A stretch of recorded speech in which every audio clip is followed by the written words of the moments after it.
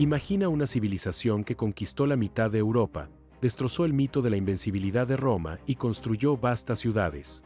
Luego imagina que ese mismo poder desaparece del escenario histórico, borrado no por el fuego, sino por una muerte lenta y silenciosa. Su verdadera historia ha estado enterrada durante siglos bajo una montaña de estereotipos y propaganda. Esto no trata de cascos con cuernos o bárbaros pintados de azul. Esto trata de cómo un mundo sofisticado, con todo lo necesario para sobrevivir, fue sistemáticamente desmantelado. La pregunta no es qué eran, sino por qué cayeron. Y la respuesta contiene una advertencia escalofriante para todos nosotros. Porque lo que hemos descubierto en las ruinas no es solo un imperio olvidado, sino un plano del colapso. Cada sociedad que siguió ha trazado su propio camino a lo largo de las mismas líneas de fractura, y la tuya no es una excepción.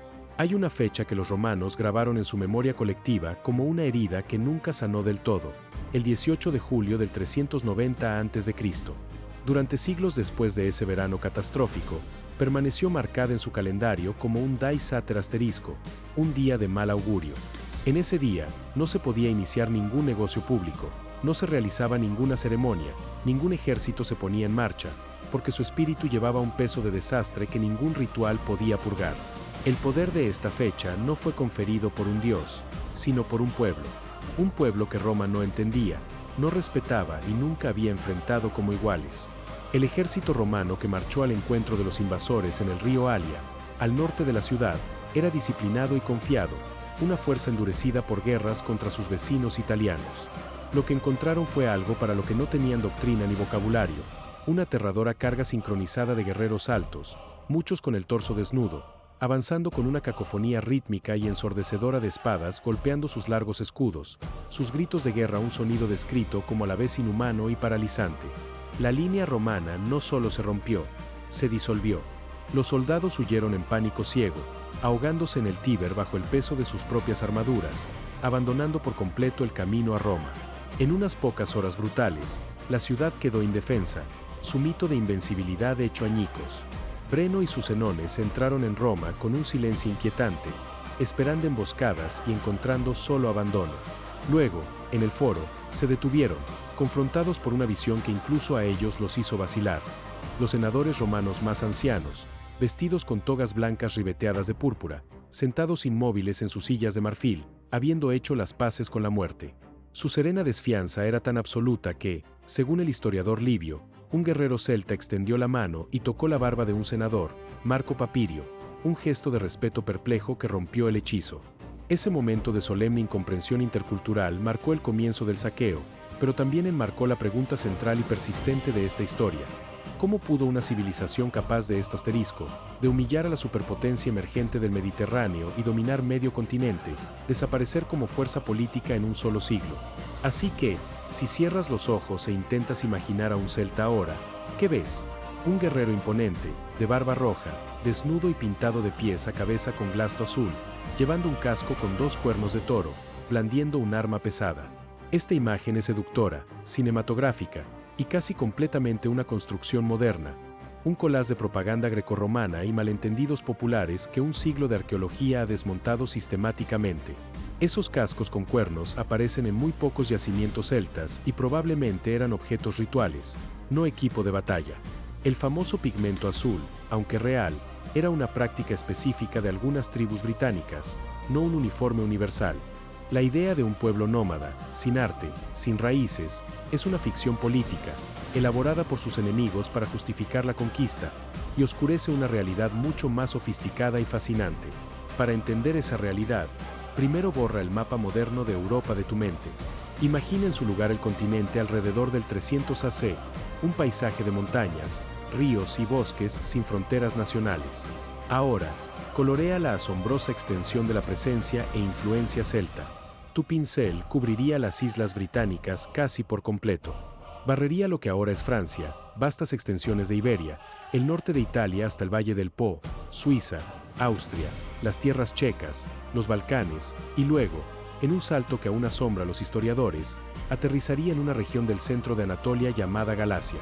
Este era el mundo celta en su cenit, una esfera cultural contigua que se extendía desde el Atlántico hasta el corazón de la moderna Turquía, una huella territorial que ningún pueblo no mediterráneo de su época igualó.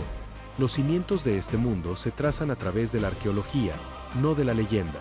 Su fase temprana está marcada por la cultura de Eichstätt, que comienza alrededor del 800 AC, revelada en ricos sitios funerarios en la región alpina. De esta raíz, alrededor del 450 AC, floreció la cultura del Atene, definida por un arte de una originalidad fluida y asombrosa, un lenguaje visual de curvas sinuosas, entrelazados vegetales intrincados y formas animales estilizadas que decoraban todo, desde las empuñaduras de las espadas hasta los torques de oro. Esta artesanía habla de una sociedad compleja. Sin embargo, la característica definitoria, el núcleo de su fuerza y su defecto fatal, era política. Los celtas no eran una nación, no eran un imperio. Eran una constelación de pueblos relacionados, que compartían lenguas, prácticas religiosas y estilos artísticos, pero organizados en tribus ferozmente independientes y alianzas fluidas, profundamente resistentes a cualquier autoridad centralizada y permanente. Esta era una civilización de extraordinaria vitalidad y profunda vulnerabilidad estructural. Y fue precisamente esta energía inquieta y descentralizada la que impulsó a los celtas más allá de su tierra cultural en oleadas de migración de escala asombrosa. Tribus enteras de guerreros, artesanos, druidas y rebaños moviéndose como un solo organismo conquistador. Impulsados por el crecimiento de la población, la búsqueda de llanuras fértiles y el insaciable hambre de gloria del guerrero, cruzaron cordilleras como los Alpes, una hazaña de movimiento masivo que precedió al famoso cruce de Aníbal por casi 2 siglos, transformando permanentemente el norte de Italia en territorio celta durante generaciones. Este impulso alcanzó su espectacular y violento crescendo en el 279 a.C., cuando un gran ejército formado por múltiples tribus descendió por los Balcanes, destrozó a las fuerzas macedonias enviadas para detenerlos y marchó hacia el mismísimo ombligo del mundo griego, el santuario sagrado de Delfos. Allí, entre templos y trípodes, los guerreros de cabellos claros avanzaron, su presencia una profunda profanación del orden grecocéntrico, una amenaza tangible para el oráculo del mismo Apolo. La tradición griega afirmaría más tarde que los invasores fueron repelidos por tempestades divinas y terremotos, una narrativa de salvación milagrosa. La realidad histórica, despojada de intervención divina, fue probablemente una combinación de la desesperada resistencia griega, aprovechando el terreno y la debilidad perenne celta, una alianza tensionada por rivalidades internas y exceso logístico. Su retirada de Grecia y el posterior asentamiento de un fragmento de esta fuerza como los Gálatas en la lejana Anatolia, encapsuló el patrón, una civilización capaz de una expansión asombrosa que alteraba continentes, pero estructuralmente incapaz de consolidar sus victorias más impresionantes en un dominio duradero y centralizado. Sin embargo, este retrato de una civilización definida por su inquieta energía marcial es solo la mitad de la historia, pues el mundo celta no era meramente una colección de tribus migratorias. Era una red de sofisticados centros urbanos establecidos que los romanos llamarían más tarde oppida asterisco, un término que oculta su verdadera naturaleza, pues estos no eran primitivos fuertes en colinas, sino verdaderas ciudades, extendiéndose por el paisaje con calles planificadas dentro de formidables murallas defensivas de ingeniosa construcción gala que combinaba piedra, madera y tierra de un modo que incluso los ingenieros militares romanos estudiarían después con admiración profesional. Dentro de estos enclaves, como Bibracte de los Edvos, que cubría más de 200 hectáreas, o Manching en la moderna Alemania, los arqueólogos han descubierto los huesos de una compleja vida urbana, distritos especializados resonando con los martillos de los metalúrgicos y los telares de los tejedores, mercados reluciendo con monedas de oro y plata acuñadas por gobernantes celtas, y vastos graneros capaces de alimentar a poblaciones de miles, todo conectado por una red de rutas comerciales, que transportaba estaño británico a los broncistas mediterráneos, ámbar báltico a los jefes alpinos, y vino italiano a las mesas de las élites galas. Este era un mundo conectado, económicamente vibrante, una civilización con todos los signos materiales de permanencia, metalurgia avanzada, ingeniería monumental y comercio intercontinental, lo que hace que la inquietante pregunta central de su colapso sea aún más apremiante: ¿qué fuerza podría derribar a un pueblo que controlaba medio continente, construía ciudades de decenas de miles, comandaba tecnología de vanguardia y nutría una clase intelectual formada durante 20 años? Para responder a eso, hay que adentrarse en el mismísimo alma de la civilización celta, más allá de los muros de sus grandes oppida y hasta el titilante corazón de su orden social, el salón de banquetes del jefe. Imaginen un vasto espacio iluminado por antorchas, denso con los aromas de carne asada e hidromiel fermentado, donde el aire zumba no solo con celebración, sino con una tensión competitiva y viva. Aquí, la mejor porción de carne, el lote del héroe, se otorgaba no por derecho de nacimiento, sino al guerrero cuyo valor probado era indiscutible, un símbolo tangible de una sociedad donde el poder fluía del coraje demostrado públicamente y una profunda indiferencia hacia la muerte. Este era el ethos del guerrero celta, un sistema donde cualquier hombre podía contender por el estatus, haciendo de un jefe no un administrador, sino el hombre más intrépido de la tribu. Este ethos era sostenido por los druidas, los arquitectos intelectuales y espirituales de este mundo, cuya compleja teología de la inmortalidad del alma y la transmigración, como señaló César, proporcionaba la lógica última para tal intrepidez. Morir en batalla no era un fin, sino una transición, liberando al guerrero para buscar gloria personal con una ferocidad que lo hacía devastador en la carga, pero trágicamente vulnerable ante cualquier enemigo que valorara la cohesión disciplinada sobre el heroísmo individual. He aquí el hecho más inquietante de toda esta historia, el que cambia por completo la perspectiva sobre lo que está por venir. Tras la catástrofe del Alia, después de ver su ciudad quemada y su dignidad recuperada con oro pesado en una balanza fraudulenta, Roma hizo algo que muy pocos imperios y aún menos civilizaciones en la historia han hecho con tal consistencia y profundidad. Roma aprendió. No solo se recuperó físicamente, no solo reconstruyó sus murallas y rearmó a sus soldados, sino que cambió estructural y deliberadamente a nivel de doctrina, organización y estrategia política.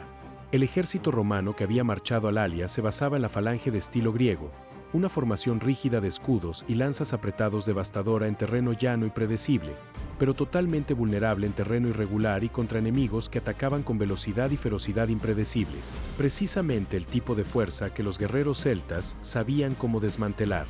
Durante las generaciones siguientes, Roma evolucionó gradualmente la legión manipular, dividiendo su ejército en unidades tácticas más pequeñas y ágiles que podían adaptarse al terreno y reorganizarse a mitad de la batalla sin perder cohesión, y adoptó el pilum, una pesada lanza arrojadiza diseñada para perforar los grandes escudos oblongos celtas y luego doblar su punta de metal blando al impacto, volviéndose inútil para el enemigo.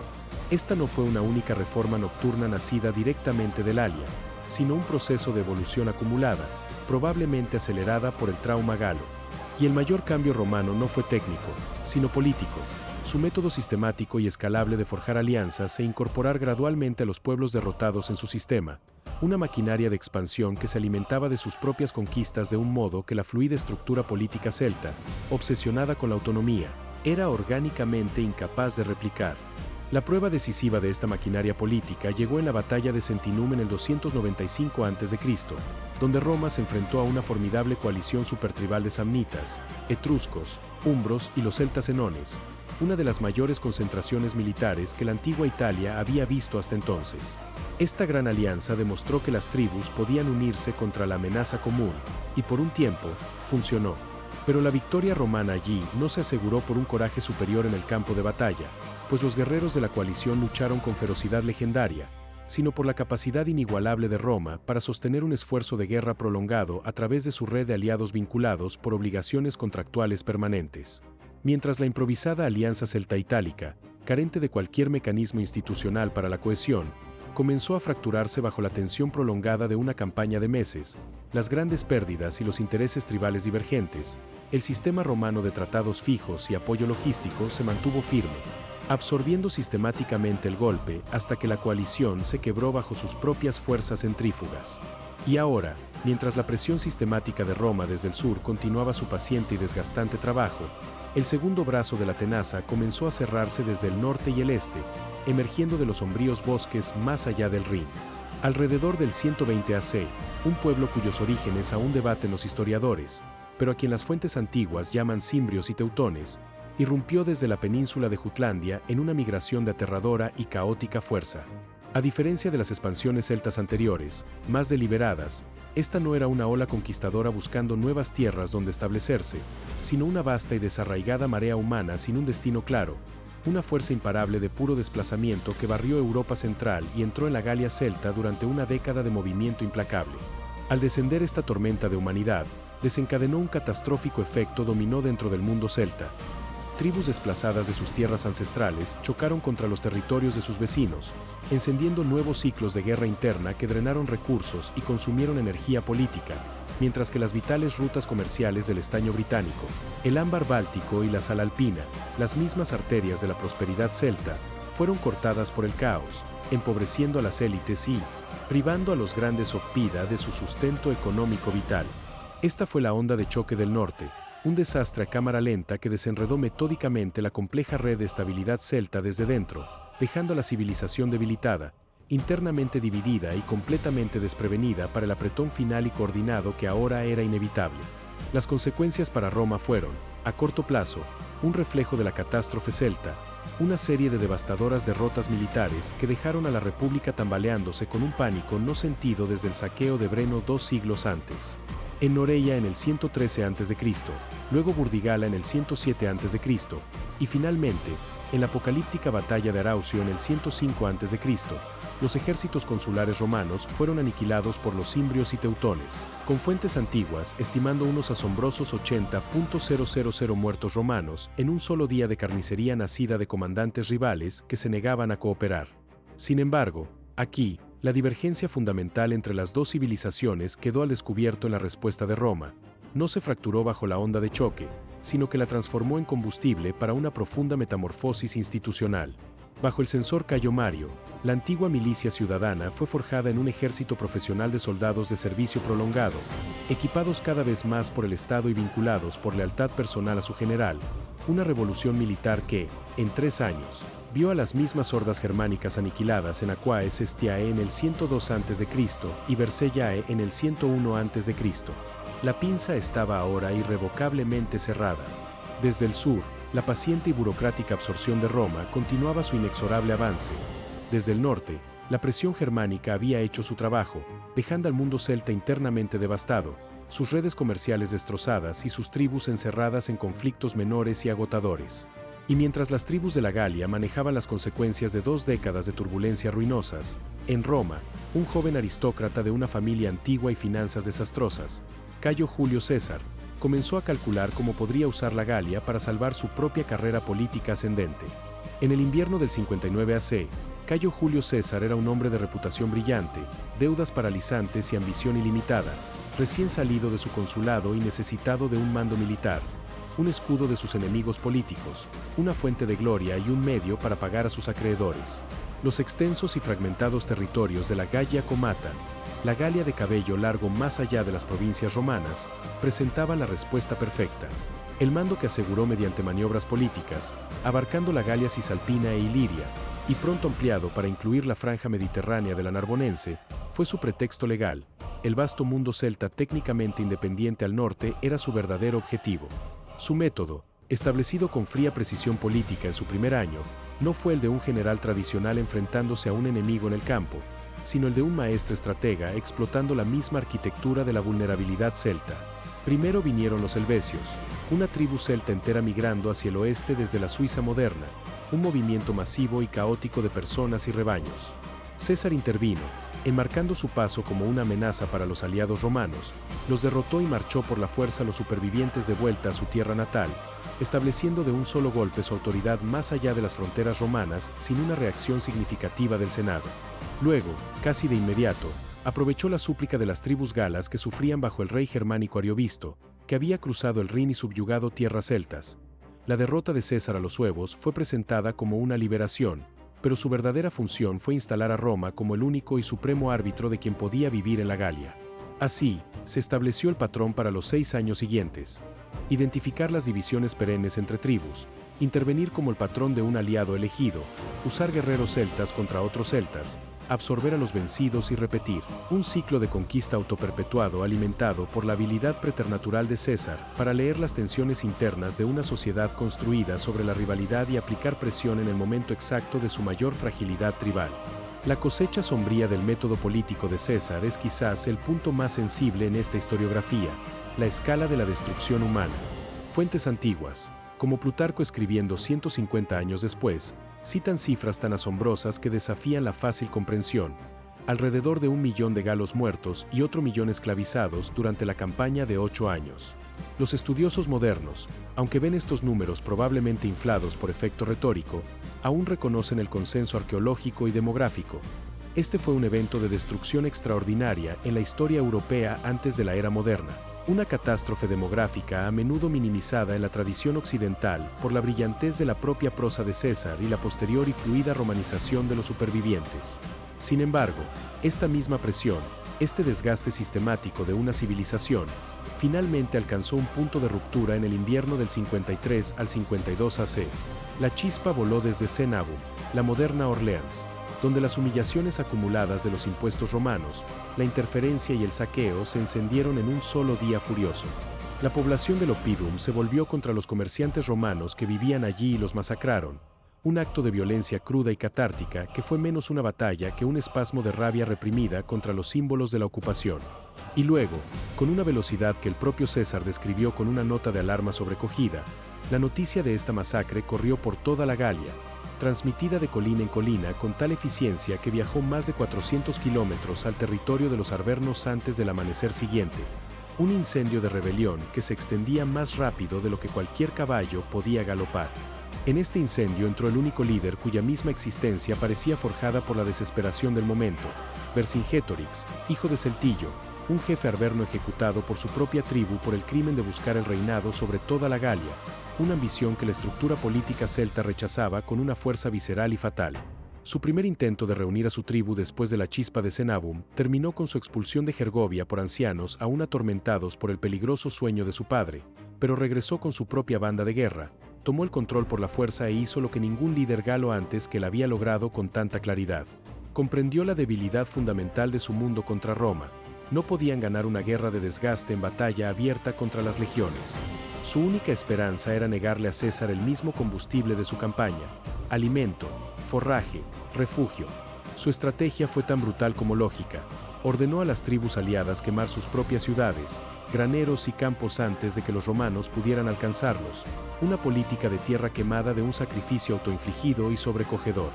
Más de 20 ciudades de los vitúrigos fueron incendiadas por sus propios habitantes en una sombría obediencia, el humo de sus hogares elevándose como una pira funeraria para su antiguo mundo. Pero se hizo una única y fatal excepción. El pueblo de Avaricum, la ciudad más grande y hermosa de los vitúrigos, rogó con una emoción tan desesperada para salvar su hogar que Vercingétorix, en contra de su propio y frío consejo, cedió. Esa única y conmovedora concesión al apego humano le entregaría a César el mismo premio, una ciudad fortificada rica en suministros, que toda la despiadada estrategia estaba diseñada para negarle. La ciudad de Gergovia se alzó ante las legiones de César no como una simple población, sino como una fortaleza tallada por la naturaleza misma, sus viviendas aferradas a escarpadas y altas crestas que dominaban las llanuras circundantes como una corona de piedra. Cuando César, impulsado por el ímpetu de Avaricum y la necesidad de aplastar este nuevo espíritu unificador, ordenó un asalto directo, sus disciplinadas filas inicialmente se abrieron paso hacia arriba, ganando una precaria posición en las laderas inferiores. Luego vino la fatal oleada de exceso de confianza, un contingente de legionarios, presa de lo que los informes militares romanos llamarían más tarde un ardor incontrolable, avanzó imprudentemente más allá de su objetivo asignado, creando un vulnerable y sobreextendido bulto en la línea romana. Era el momento que los guerreros de Vercingétorix habían esperado.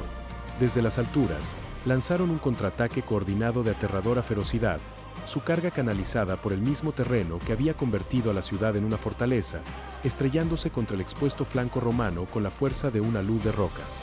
Lo que siguió no fue una desbandada, sino una sangrienta y disciplinada retirada luchando bajo una presión implacable, un espectáculo sin precedentes en la guerra de las Galias.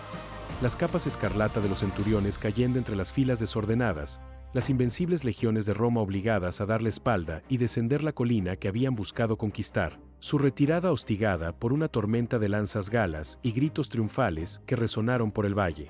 El propio César admitiría más tarde, con una concisión calculada, graves pérdidas, 46 centuriones y soldados clave, con estimaciones modernas de más de 700 muertos, un costo que transformó a Gergovia de un campo de batalla en un poderoso y vivo símbolo. Por un momento sobrecogedor, la ilusión de la invencibilidad romana se hizo añicos, demostrando que la alianza de Vercingétorix y su sombría estrategia podían hacer retroceder a la máquina de guerra. Sin embargo, incluso entre el humo y los elevados espíritus galos, Vercingétorix comprendió la fría verdad estratégica que ninguna victoria simbólica podía alterar. Gergovia había hecho sangrar al águila, pero no le había roto las alas. En el momento en que los ecos de Gergovia se desvanecieron, Vercingétorix tomó su decisión. No se dejaría atraer a perseguir otra victoria simbólica, forzaría una batalla final y decisiva en sus propios términos. Apartando a su ejército de la escena de su triunfo, los condujo en una retirada disciplinada y decidida, no para atacar, sino para atrincherarse. Su destino era una fortaleza ya grabada en el paisaje de su estrategia. Alesia, una amplia meseta de cima plana que se elevaba desde las llanuras de Borgoña, sus flancos escarpados una ciudadela natural, su cima conteniendo agua y las provisiones almacenadas durante meses. Era el yunque perfecto. Mientras sus guerreros marchaban hacia esa silueta distante, su ánimo cambió del exultante caos de la batalla a una sombría y concentrada solemnidad. Estaban entrando en una jaula de su propia elección. Simultáneamente, desde las alturas de aquel reducto elegido, sus mensajeros partieron a toda velocidad a través de los ríos y colinas de una Galia fracturada, llevando no solo noticias, sino una última y desesperada convocatoria. Cada tribu que aún respirara el aire de la libertad debía reunir a sus guerreros y marchar hacia Alesia, para formar el mayor ejército de socorro que el mundo celta hubiera visto jamás. La jugada final de Vercingetorix estaba preparada, reuniría el núcleo de sus mejores combatientes. César afirmaría que eran 80.000 dentro de la inexpugnable fortaleza, y esperaría, con el destino de una civilización dependiendo de la esperanza de que las tribus fragmentadas pudieran, por una vez, unirse no solo en espíritu, sino en un único y aplastante golpe de martillo contra las legiones que sabía que pronto estarían rodeando la colina. César llegó a Alesia, inspeccionó la meseta coronada por la fortaleza donde esperaba el ejército de Vercingetorix, e hizo su primer y definitorio cálculo. Un asalto directo no era solo costoso, era inútil. En su lugar, ordenó una solución de una ambición tan asombrosa y clínica que redefinió el arte del asedio, la construcción de 2 anillos masivos y simultáneos de fortificación, un doble cerco de tierra, madera y fría ingeniosidad. El primero, una circunvalación de 18 kilómetros de longitud, miraba hacia adentro para encerrar al ejército galo en la colina. El segundo, una contravallación de 21 kilómetros de longitud, miraba hacia afuera para repeler la colosal fuerza de socorro que sabía se estaba reuniendo. Entre estos muros, sus 55.000 legionarios quedarían atrapados, pero esto no era una jugada suicida, sino un golpe maestro. No estaban simplemente construyendo muros, sino una máquina integrada de contención. Frente a las empalizadas y torres de vigilancia, los ingenieros romanos esculpieron la tierra misma en una pesadilla. Anchas trincheras, asterisco fossae, campos de pozos ocultos forrados con estacas afiladas, asterisco lilia asterisco, las lirios, y bosques de púas de hierro, asterisco stimuli, diseñados para destrozar formaciones y quebrantar la moral antes de que cualquier atacante alcanzara siquiera la muralla principal. En cuestión de semanas, bajo la sombra de la ciudadela gala y la amenaza inminente del ejército de socorro, los soldados trabajaron como arquitectos y centinelas, forjando una zona de muerte fortificada donde su propio encarcelamiento voluntario eran las fauces de la trampa. Entonces, el horizonte mismo comenzó a moverse. Desde el norte, el este, el oeste, llegó la última concentración de la Galia celta, una vasta y reluciente multitud que fluyó sobre las llanuras alrededor de Alesia hasta que la tierra misma pareció respirar con el movimiento de miles de escudos y lanzas. Un ejército de socorro de una diversidad asombrosa y caótica, procedente de docenas de tribus. Su número tan grande que incluso la inflada estimación de César de 250.000 de hombres hablaba de una fuerza que empequeñecía a sus propias legiones. Había llegado el momento de la sombría coordinación. Durante días, la máquina de guerra gala se puso en movimiento en 2 frentes. Desde la anilla exterior de las obras de tierra romanas, el recién llegado ejército de socorro lanzó ola tras ola tronadora de asaltos contra la contravallación, sus cargas una cacofonía de cuernos de guerra y gritos tribales, mientras que desde dentro de la sitiada cima de la colina, los guerreros de Vercingetorix, esperando la señal del tumulto distante, irrumpían en salidas disciplinadas para golpear la circunvalación interior. Las líneas romanas se convirtieron en una única membrana vibrante de violencia, presionada hacia adentro y hacia afuera simultáneamente, mientras los legionarios, rostros surcados de sudor y polvo, corrían por el interior de sus propias fortificaciones, un organismo disciplinado y reactivo desplazando su peso de un sector que cedía a otro, tapando brechas donde las hachas galas mordían la madera y donde cuerpos, empalados en los ocultos lilia o enredados en los stimuli, marcaban los límites de una carga. Era una brutal sinfonía de defensa controlada contra furia caótica, una prueba de resistencia donde el aire mismo temblaba con el choque del hierro contra la madera, los gritos de los heridos y la implacable presión de 2 frentes que buscaba estirar la voluntad romana hasta quebrarla. Fue en una noche hecha para una apuesta tan desesperada, bajo un cielo sin estrellas por el humo de días de batalla, cuando el ejército galo de socorro encontró la falla en la máquina de César, un tramo vulnerable a lo largo de la contravallación norte donde el terreno accidentado había obligado a los ingenieros a dejar su obra incompleta. Contra este punto débil, arrojaron la furia completa y concentrada de sus últimas reservas en una única y silenciosa oleada de medianoche, una marea de guerreros que se estrelló contra la empalizada con tal fuerza que la línea romana comenzó a ceder hacia adentro, con la madera crujiendo bajo la presión, los gritos de los defensores pasando del desafío a la alarma. Desde su alto punto de observación, César observó cómo se desarrollaba la crisis a través del tapiz iluminado por antorchas de sus propias fortificaciones, con un ojo frío y táctico siguiendo el flujo de la brecha hasta que vio el sector preciso donde el tejido de su defensa estaba a punto de rasgarse. Y entonces se movió, no como un comandante dando órdenes, sino como un símbolo hecho carne, montó su caballo, con el manto escarlata, el paludamentum asterisco, como una bandera audaz e inconfundible en la penumbra, reunió su última reserva de caballería y galopó de cabeza hacia el perímetro que se derrumbaba, su carga personal siendo una inyección calculada de liderazgo puro en la refriega. La visión de ese faro escarlata sumergiéndose en el corazón del caos actuó como una descarga galvánica para los legionarios que vacilaban. Su disciplina, llevada al límite, volvió a su lugar, y con una ferocidad renovada y desesperada, sellaron la brecha en una última y agónica melé de espadas y escudos, repeliendo el asalto galo por el margen más estrecho y angustioso.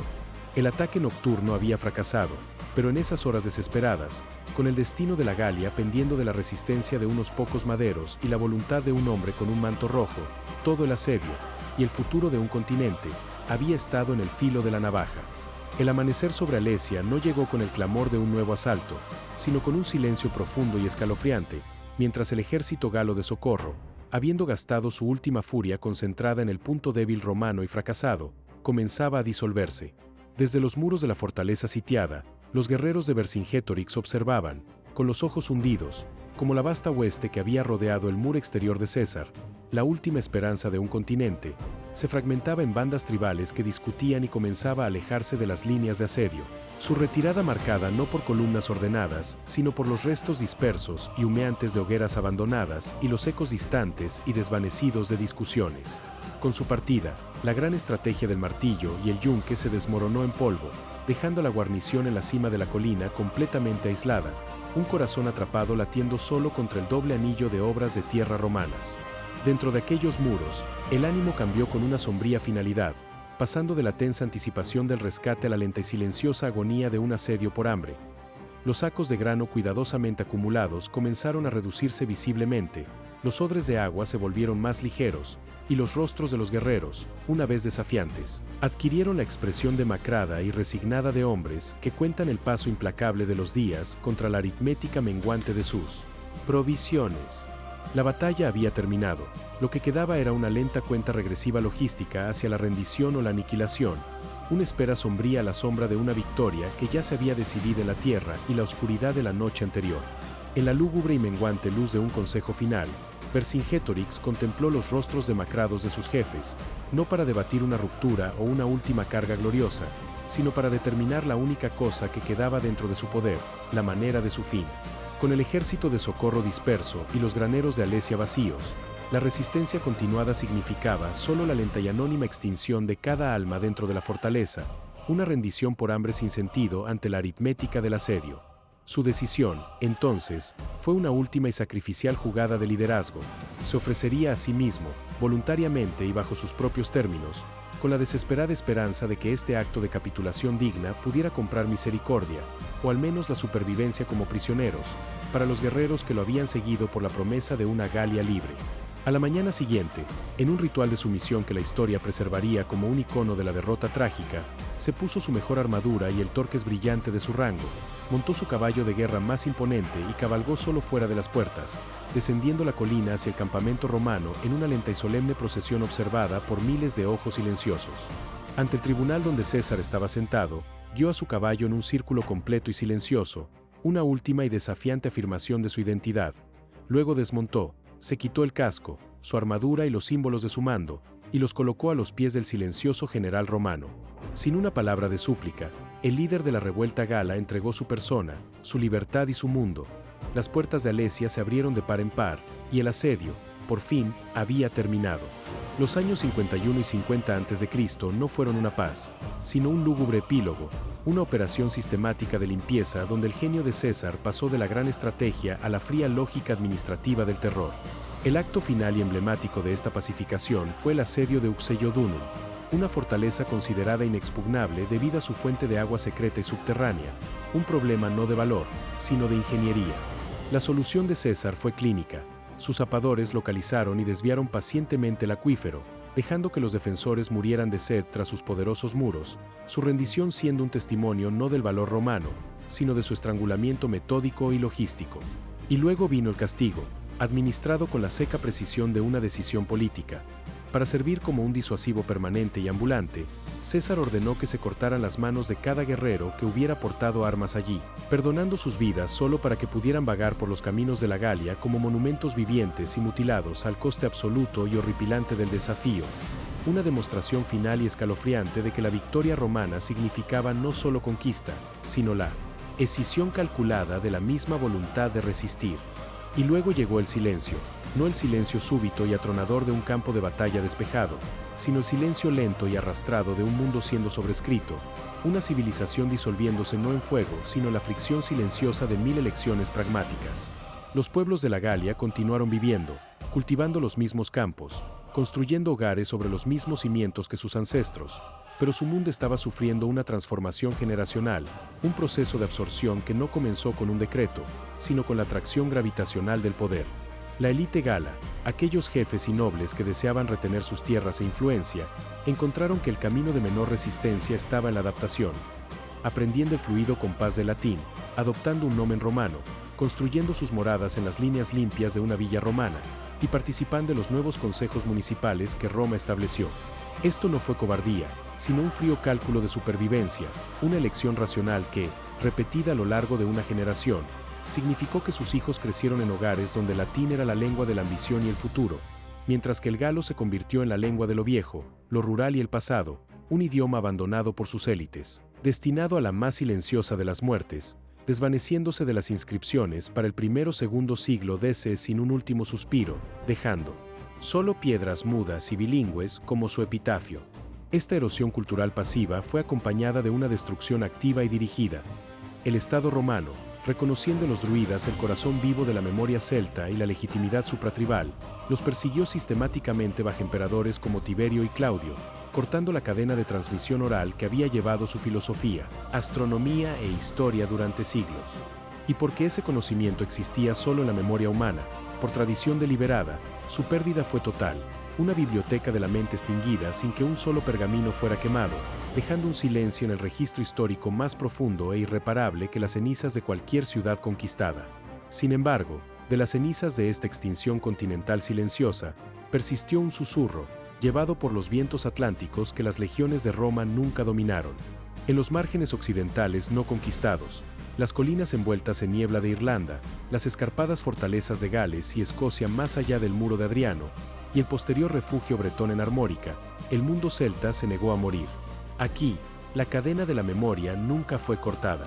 En Irlanda, una civilización que nunca se había inclinado ante Roma se convirtió en un crisol de regeneración cultural, donde los monjes, fusionando la fe cristiana con las estructuras profundas del pasado celta, transcribieron meticulosamente no solo los evangelios latinos, sino también el vibrante alma vernácula de su propia herencia. A la luz de las velas en escritorios remotos, dieron forma escrita al épico ciclo del Ulster, cuyas sagas de guerreros y druidas hacían eco de un mundo que el continente había olvidado. Registraron las genealogías míticas de Lebor Gabal Aeren, el libro de las invasiones, y en los márgenes de los textos sagrados, compusieron delicadas líricas en irlandés antiguo que hablaban con un amor íntimo y doloroso por el mundo natural, una voz únicamente celta, preservada en pergamino. En Gales, floreció una tradición paralela, dando origen al Mabinogion, una colección de relatos medievales cuyos huesos narrativos los eruditos reconocen como mucho más antiguos, portando el compás y la cosmología de un pasado prerromano.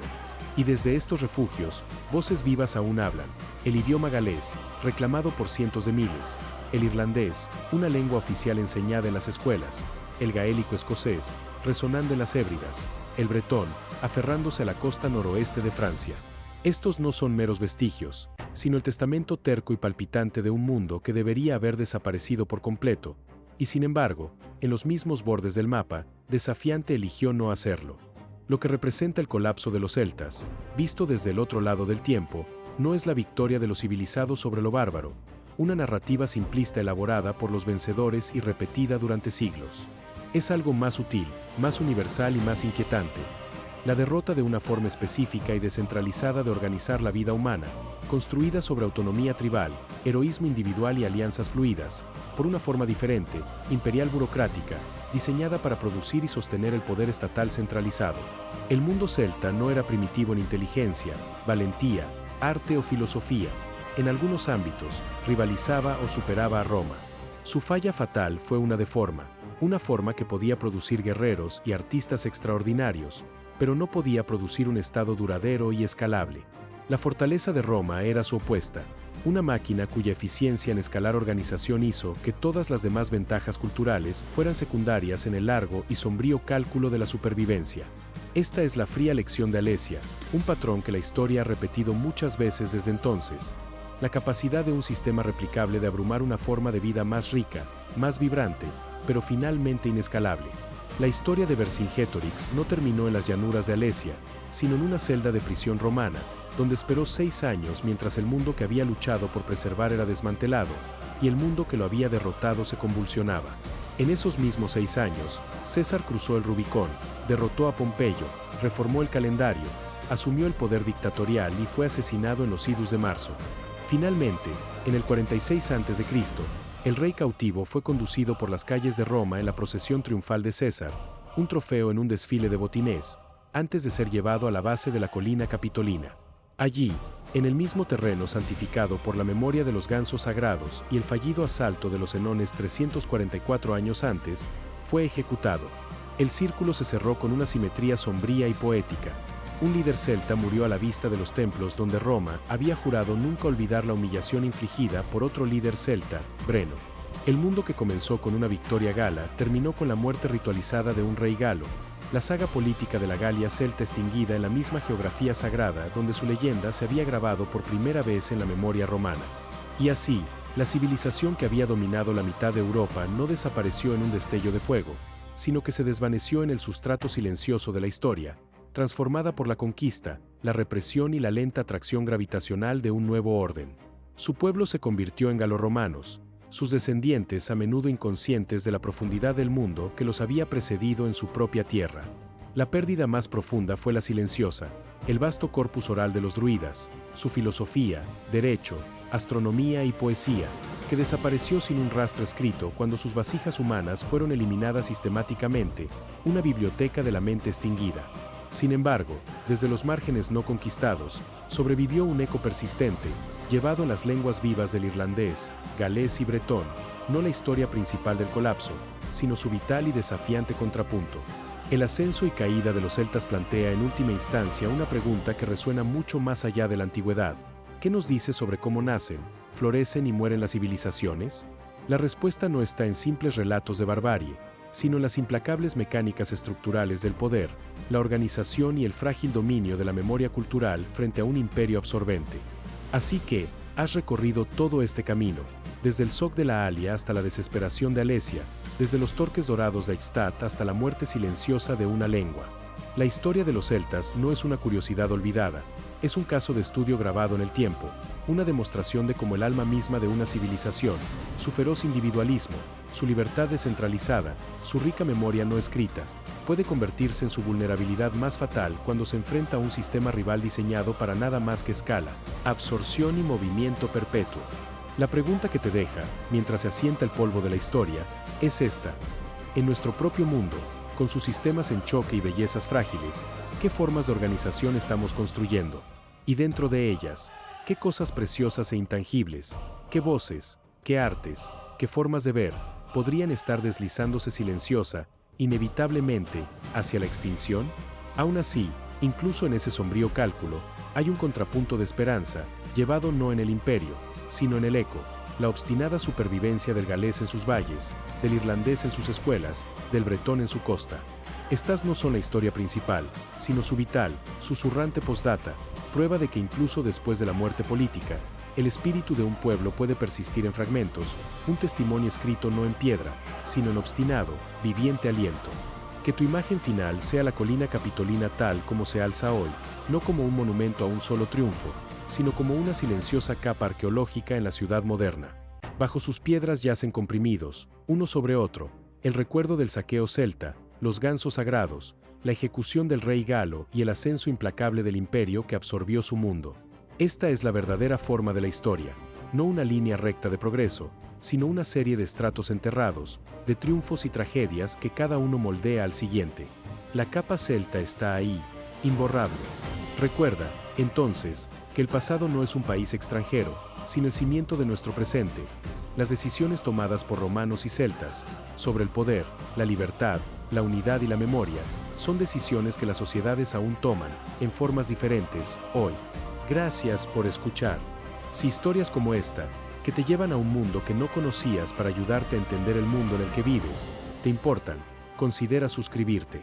Esta fue la historia de cómo desapareció un mundo y de lo que quedó atrás.